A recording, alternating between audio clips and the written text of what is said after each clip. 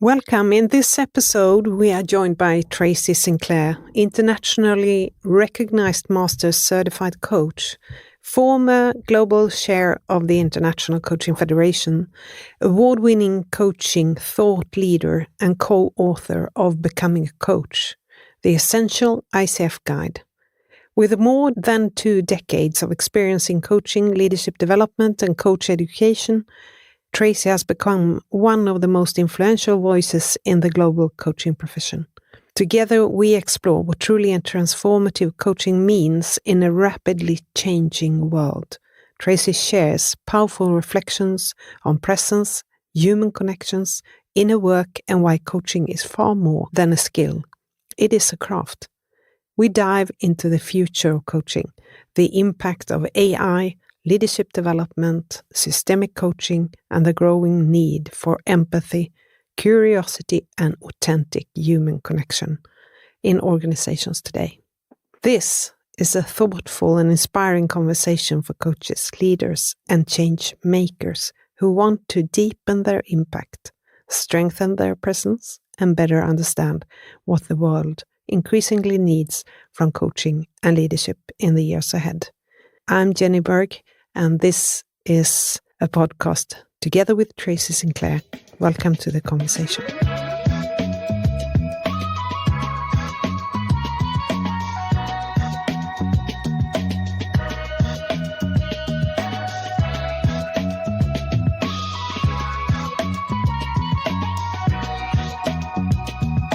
So welcome, Tracy Sinclair, Master Certified Coach, and with a really long experience of coaching.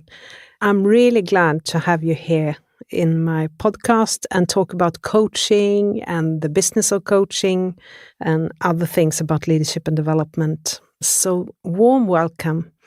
So if you would describe yourself, who you are, for our listeners, what would you prefer to say? Well, first of all, thank you, Jenny. It's a great pleasure to be here. What would I say about me? Well, I'm going to start with the personal rather than the professional, just for changing things. I live in the southeast of England, and I've lived in the southeast of England for most of my life, other than when I lived in Spain, which I did do for several years, about 7 or 8 years when I was younger. And so I often feel a little conflicted about whether I am English or Spanish. Have more of a drawing sometimes towards being Spanish. But what I've always had a sense of is that I don't want to be defined in any particular way. I love the fact that we all have different cultures and different languages, and I love the fact that we can all share the gifts of all of those things. So I always describe myself as an international person, not British, if that makes sense.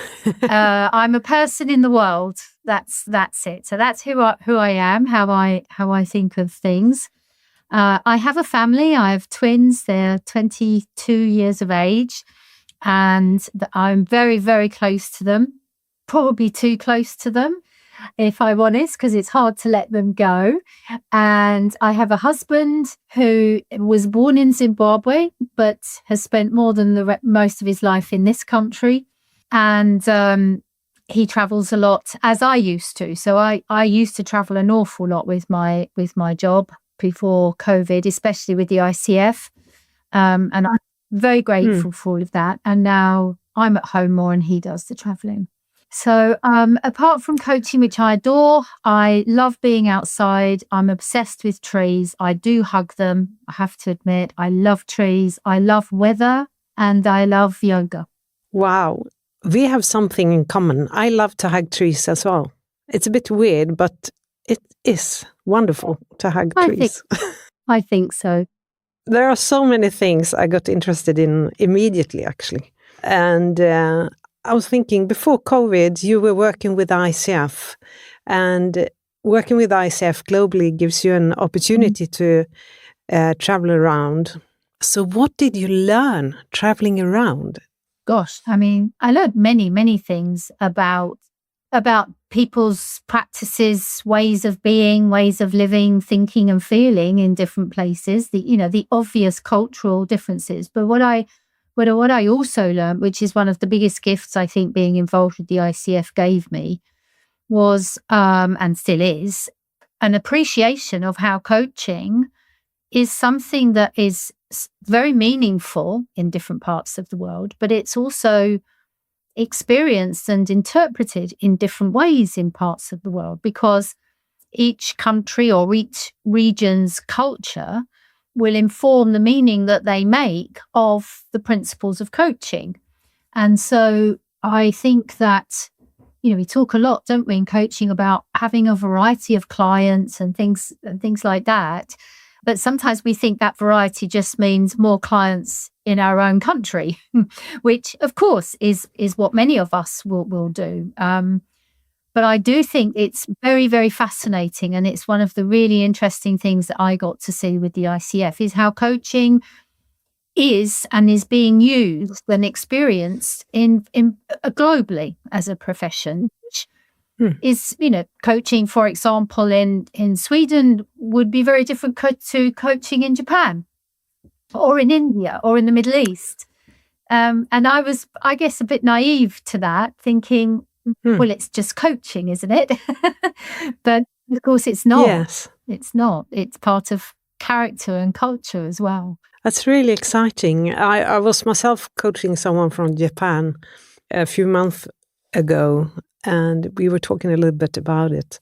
What was it that really stuck out? Yeah, I mean, I think it's, for example, and I just for sensitivity's sake, I won't name the country, No. but there is a country where I used to supervise coaches in this particular country, and it was very, very hard for the conversation to drop down to the coach's inner work versus the work that they're doing with their client. And I discovered after some time, because initially I made a very bad assumption that it was because perhaps these coaches were not as experienced as some other coaches. And so their focus was still very much more on practical, tangible, transactional, surface day-to-day coaching engagements, which of course are fine and meet a need many, many times. But obviously in supervision, there's that invitation to sort of go underneath and also to focus on the practitioner and what's their work. And I discovered after a time that culturally, that is something that is harder for those people to share. Is they're very happy to talk about their work with someone else, but not so comfortable talking about their own. So that was a very useful insight, and we therefore spent even more time on safety and creating the conditions for slightly deeper conversations, but also to just be curious about that. There's not a judgment of it, but just to be curious around what does it mean to each of us to delve into our own work. And of course, I've always been a firm believer that our clients bring our work to the table in a way, and that there'll always be something that we can learn or be gifted from our clients. And, just because we're coaching, that doesn't mean that we walk on water or levitate because we've worked everything about life out. We're still human beings. And so we just started to get curious about what is the place and the benefit or the role of our own inner work as practitioners when our work is in service of someone else. It's really interesting, and I think it was quite some maturity there as well to see your own assumptions and to be mindful of them and be able to reflect about it and be in reflexivity as well. How interesting. And I think that is also something that you always need to be careful of, the assumptions in different cultures, even if it's in your own country. And it's difficult. It's not easy. Looking back on your coaching journey, Tracy, what experience have most shaped your understanding of what powerful coaching really is? You have a little. Well, I think the things that have shaped my coaching, one of the things, if I go back a little bit in time, one of the things that shaped my coaching is a role that I had before I was a coach, which was as a leader in organizations. But before that, I also was a counselor, an addiction counselor, for a period of time, because what I thought I wanted at the time was to be a psychotherapist. And so I ended up, after my training, with a placement in an addiction charity, working with drug and alcohol addicts and their families. And back then, I had not learned to protect myself. I was quite young, and I didn't have the maturity to protect myself and have my boundaries clear around what I absorbed. And I knew nothing about, transference and projection. And I didn't know those things in those days. That wasn't part of the training that I'd received. And so that shaped me, because I actually stopped counselling, partly because, I hate to admit this really, but I was counselling by night and I worked in a bank by day. And I got the opportunity of a promotion at work, and it was going to give me a salary increase, and I wanted to buy a flat and get a mortgage, and thought, okay, I need to follow this path. And so I stopped the counselling and went into financial services. But interestingly, that has always been there for me. And when I then therefore discovered coaching, I found it deeply refreshing, actually, because I thought, wow, this is still a way for me to work more meaningfully and more deeply with people, but in a way that isn't as sharp-edged, perhaps, as some of the work that I'd been doing with addiction clients. And as I'm sure you may know, the incidents of success in addiction recovery are they're very low, unfortunately. And so I guess it was appealing to be involved in something that was about potential and not performance as such, but people maximizing their gifts and their strengths, rather than, trying to stop drinking or give up drugs and things like that. But that shaped me, and other things have shaped me in my coaching journey, which is basically life's experiences that, as I've had bereavements in my life, as we all do. I've had disappointments. I've had wonderful experiences in my life of, whether it's people getting married or having children or all of those things. And so I think life shapes you, to be honest, because I think this comes back to the practitioner again, is if you're sort of sleepwalking through your own life, how do you actually meaningfully connect with someone else's life? So I think that some of the things that have really shaped me is being able to just be with people rather than try to solve their challenges, but just be with them during it. And that for me is the power of coaching, is the capacity not just to ask great questions, which of course is a great thing to be able to do, but also to just have the capacity to be with someone in whatever space or state they are, so that you can really empathize with them and be present with that. I believe that is really the platform, this what you are saying now, which has to do with the core competence too, I'm thinking of, which I like and enjoy really much: open, flexible, curious and client-focused, but also focused on my own development as a coach, how important that is and how that actually is, essential. Yeah. And gives so much help as well in life when you struggle yourself with things. Of course, I think coaching coaches and leaders, anyone in a position of being in service of others, we also have needs. And to think that we are, as I said earlier, to think that we're immune to the ebb and flow of our moods or our disappointments or our excitement. If we don't feel any of those things, then we're not human. We sort of become robotic.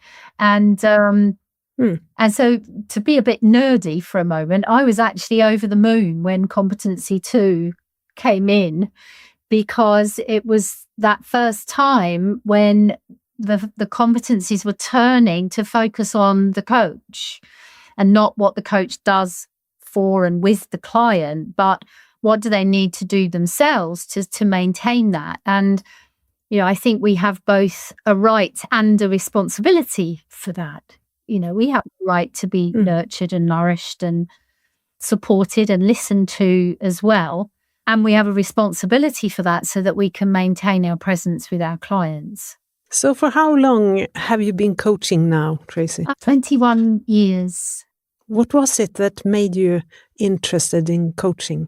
You said a little bit, but if you would describe it more. Well, when I pressed pause on my business for a little while to have my children, when I was thinking about re-engaging with my business, if I'm really honest with you, I was a bit bored, because I'd been running, I had a broad spectrum leadership development business at that point. And I was enjoying it, but I just wanted something different. I like change and variety. So I wanted something different. So I went to some conferences around different things that were going on, and I found myself at a coaching conference. And I thought it was like sports coaching or something. And so I turned up and thought, oh, this looks a bit odd. And long story short, I listened to a keynote by an amazing coach called Julio Olaya, who is one of the forefathers of ontological coaching I think he's from Chile. And he said coaching was not something that a few bored people scratching their heads one day came up with as this new thing that we could do. He said coaching is emerging to meet a need in the world. And I thought, wow, now that's interesting, isn't it? So I just wanted to know more about that. And that was what got me hooked. I ended up doing a coach training, and I thought, wow, I love this. This is amazing. And so within a couple of years, I'd completely flipped my business from the leadership development to just coaching, and then got into coach development and things like that afterwards. So nice to hear about. The world needs it, definitely. We have so much to do, and I think that when people say, why do you educate coaches? Do we really need more coaches? And I say, yes, we definitely do. Yeah. We need more coaches with great quality.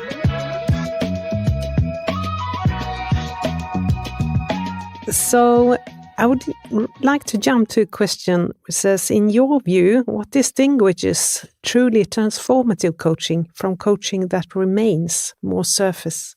Well, I think that links to something that I said before about presence. I don't think necessarily that surface level coaching is wrong or bad, because there are times when a surface level, practical, tangible, behavioral conversation about a shift in something is perfectly adequate. So I'm not wanting to say that everything has to be transformational all the time. But obviously what I do think is that if we only ever stay at the surface level, we will be repeating. It's a little bit like putting maybe a plaster on something, or a quick fix when really you should be completely renovating or something like that. And so I think the difference really with transformational work is in depth. And for depth, you need to have safety, because you're going into obviously more personal and sensitive areas. So the quality of the safety and the environment that is created between you, I think is really significant. And also the not just the safety for the client, but the safety that the coach feels to therefore have the confidence to invite that level of depth. Because I don't think we can invite depth from our clients if we can't access that too. So I think that's where it comes back to us again. And I think for that, the work needs to be not just from the neck upwards. I think if the work is just I mean, we've got amazing things in here, haven't we? But in our heads. But, if the work is and the conversation is just here, then the likelihood of it being more surface level, literally, doesn't go deeper, then I think that even though we can think deeply, thinking is only half of the story, because we also feel. And whether we want to admit we have feelings or not, of course, is another matter, but we all feel something.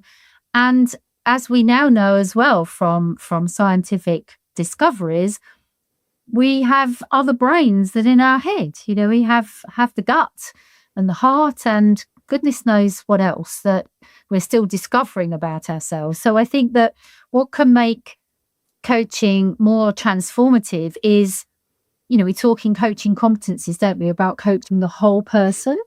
So it really, I think that can be a little bit of a throwaway sometimes. Oh yes, coach the whole person, or coach the person, not just the topic, and things like that. But that is actually what we need to do. So what does that mean? And I think that means not just having a conversation from here.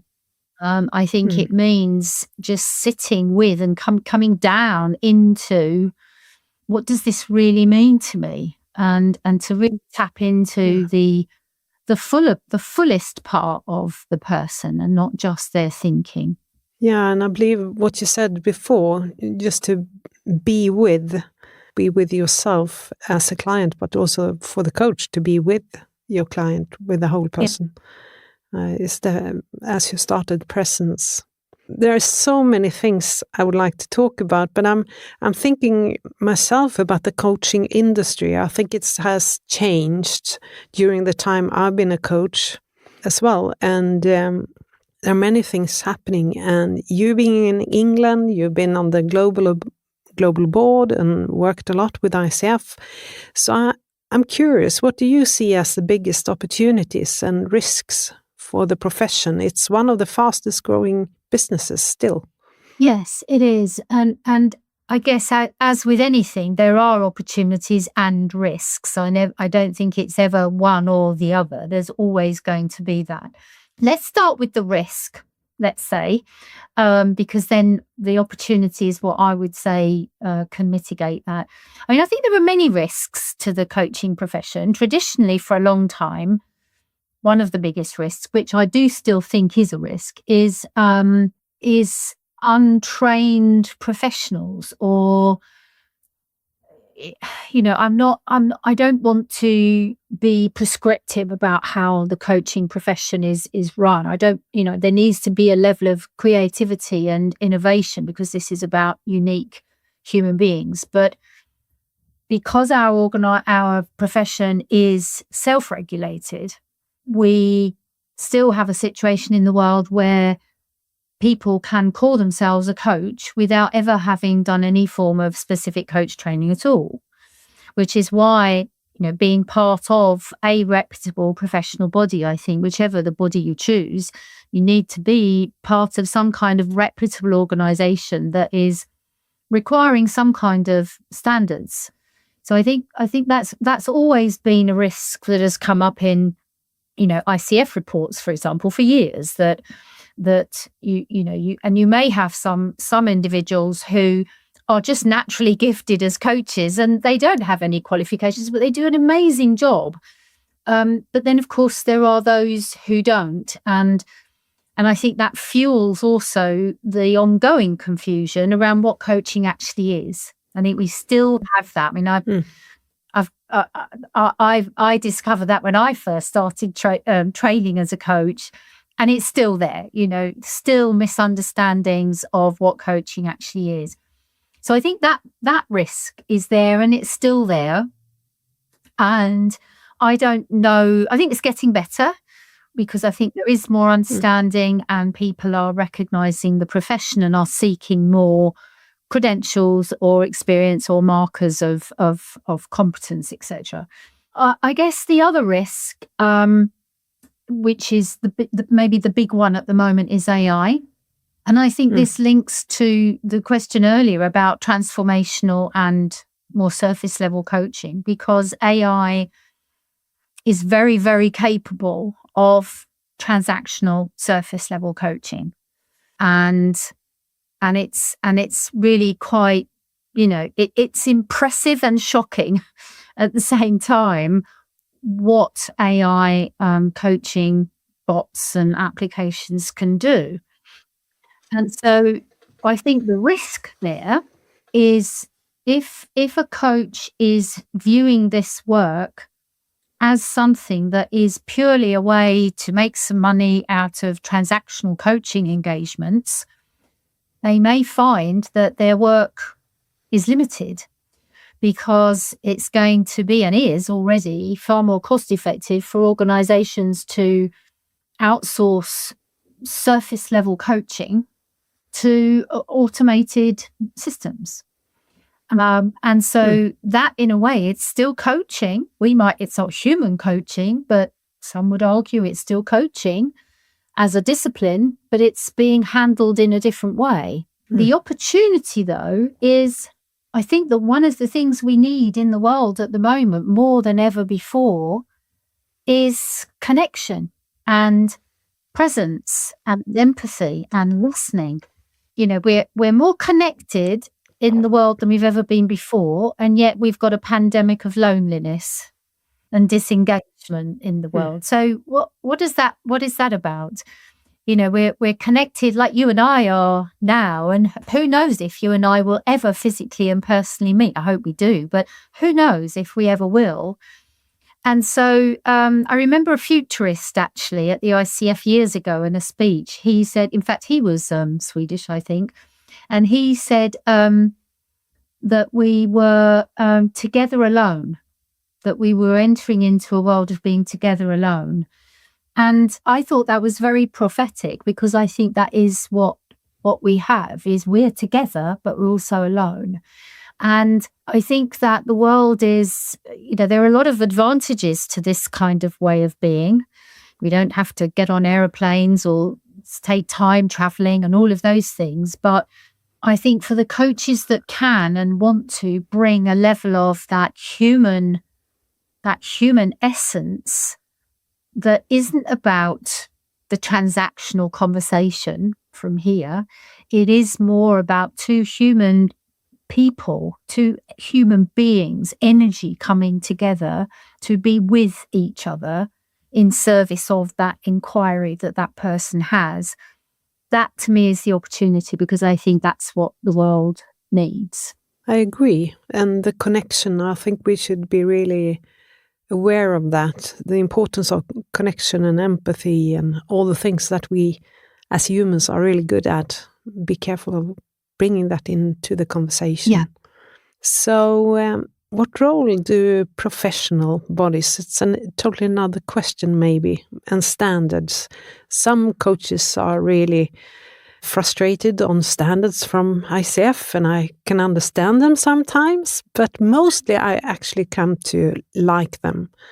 All standards, competencies, code of conduct, ethical principles, and renewals of certifications, it has helped me to become a better coach and a professional.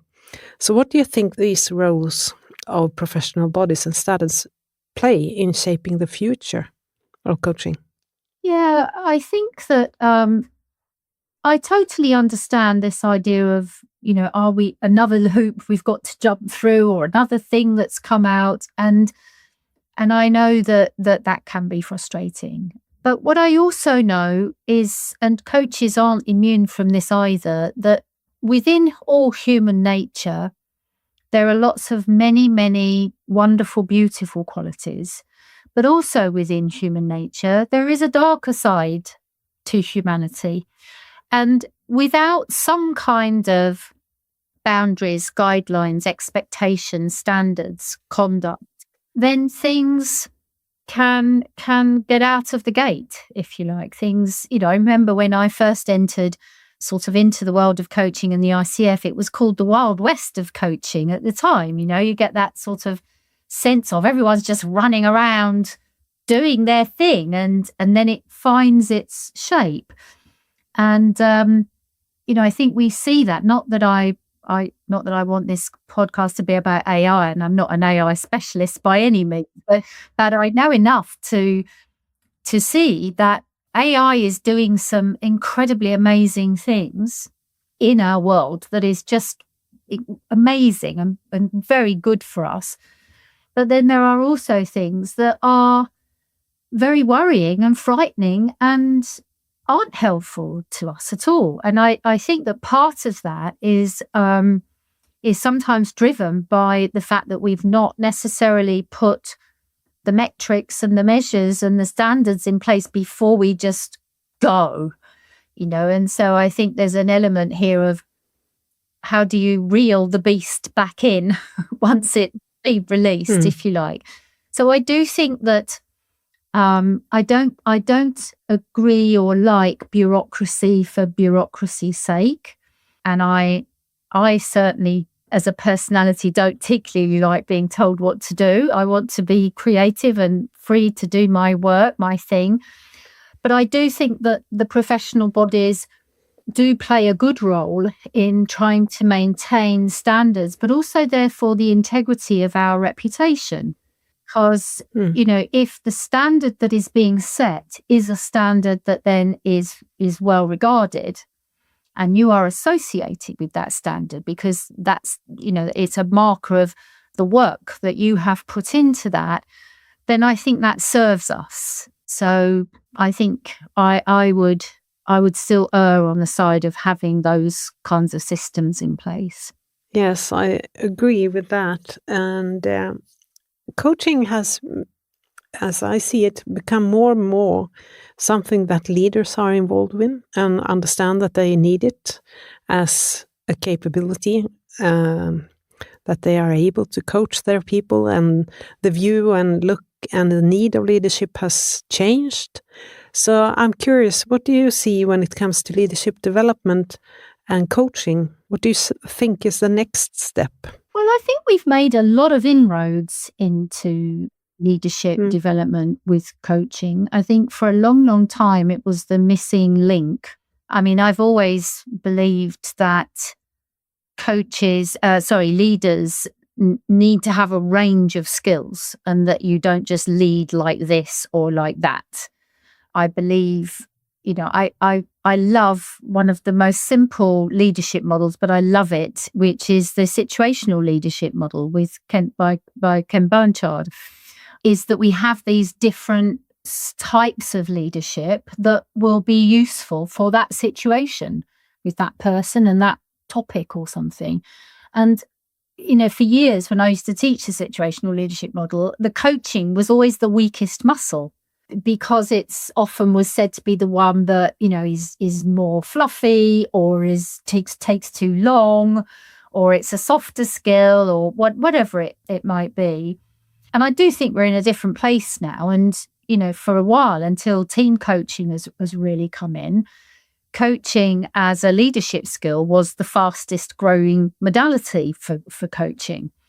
And it is still growing. And of course, what we get with that is a systemic impact, because then the leader is not only strengthening their capacity as a leader, but the ripple effect of their leadership starts to cascade, and the role modeling that comes from that. And that is really, I think, part of the future of coaching, alongside now the huge wave that we're seeing of team coaching, because it's a multiplier, isn't it? You're able to work at a more systemic level, and that really is, I think, a big part of the future of coaching is that systemic impact. To not just work with persons, but actually the system. I also believe that If you look 10 to 15 years ahead, what do you think the coaching profession have become then? I could see the profession sort of evolving and becoming more sophisticated in a way. And the metaphor that analogy that I would use is something like accountancy. Years ago, accountants had, beans, bean counters and an abacus, and everything was just done in that rudimentary way. And that was the very early forms of accounting. And then we move on and we get calculators, and then we move on and we get Excel. And even that, if you go back to the abacus times, you think, well, everything's been automated. We won't need accountants anymore because we've got Excel, and Excel can do it all for us. And then, of course, we go on to accounting packages, Sage or whatever they are around the world, these accounting packages. And of course, now we have AI. But, and I'm sure as these technologies come in, they are more and more powerful, but we still have accountants. And so I think the same. I think we have to just, not that I'm saying we don't have to worry about it or we bury our heads in the sand, because I don't think that either. But I don't think that we should be just saying, oh, well, that's it then. AI is just taking over everything, because the human touch, the human essence and energy is still vitally needed. Because otherwise, if we don't need our own humanity anymore, we don't need our species. The machines we don't need to exist. I know it might sound like quite an extreme perspective, but my thinking is that, of course, we need humanity. So I think that the opportunity is for us to just think, okay, so how do I make my contribution then? What is it that I bring that a calculator doesn't do? I might not be as good as the number crunching on the calculator, but perhaps I bring something else. And that's the question. What is it that you bring that is only positive from a human being? That's for me is our $1 million question. What is it that we bring? That was a beautiful question, I believe. And if you were to meet someone, which I propose that you do, or I understand that you do now and then, meet someone that started just recently with coaching as a coach and heading towards their ACC, would you give them some kind of advice if they asked you? And what would that advice be? So I think my advice, I'd have 2 pieces of advice and 1 piece of encouragement. My piece of encouragement would be, you are still incredibly needed, more than probably ever before. That would be the baseline.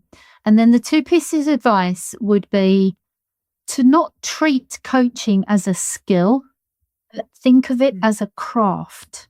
And a craftsperson is focusing on the nuances. They're not just, if you think of a craftsman as a carpenter, they're not just chopping wood. They are molding and creating artistry, and they're focusing on nuances and detail. And they're learning that for the whole of their life. It's not a skill. It starts as a skill, but it then becomes something more. So I would say, think of it as a craft and have a lifelong engagement, make that of your vocation almost. This is a craft that I want to culture and nurture, or cultivate and nurture, all the while I'm doing this kind of work. And my second piece of advice, which we've mentioned before, would be, and don't forget you and your inner work, because you can only, I think it was, I don't know if it was Jung or Rogers that said something around, you can only take people as far as you can go yourself. That would be my thinking. So important to say that. And in the start of this conversation, I think we are soon closing here. But my last question is, you said that you in yoga. So I'm curious about this craftsmanship that we are doing, or craft, how does the yoga connect for you or help you? Because I think it maybe does. Yeah. Coaching gets me out of my head. Sorry, not coaching. Yoga gets me out of my head and into my body. And, yoga, the original purpose of yoga isn't to become more flexible and stretchy and, be able to do poses. The purpose of yoga is to calm the mind and distract the mind with the body. And so it's a meditative process. So for me, yoga is my way of, quietening this and just going into my body and becoming reconnected with my own inner sensations, noticing them, little tension or little wobbles or shaky bits, or where my voice is coming in, say, oh my God, I want to stop doing this now, or something, to just be with my inner process. And I find it amazing and sometimes very challenging. Yes, it can be, definitely. So from this conversation, is there something that you have revisited, or what will you take away from this? Thank you. Well, I've loved the conversation. Me as well. What I'm taking away is I think every time I talk about these things that we've been talking about, I remind myself of how important it is. And I remind myself of why I became a coach. I know I can't change the world single-handedly. I'm not proposing that, but if we all do a little bit, then that's how change can happen. So it just I feel reinvigorated around the work that I and all of us as coaches are doing. Thank you so much for visiting our podcast, and it's been really great to have this conversation, listening, reflecting about coaching and the craft that we are doing. That is really helpful, not only for our clients, but also for ourselves, I believe. So thank you so much, Tracy. And thank you to all listeners as well that has been with us today. Thank you.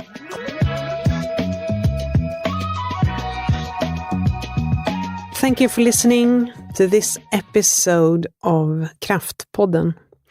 If this conversation inspired you, challenged your thinking, or gave you new perspectives on coaching, leadership, and human development, feel free to share the episode with someone who would appreciate it.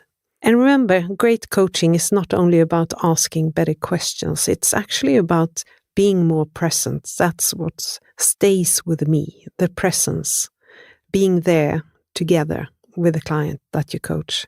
More curious, more human in the conversation. That is what matters most, not the methods, not the tools you are using. The person, to be there with them. Thank you for being here with me in this conversation. And until next time, take care of yourself and each other.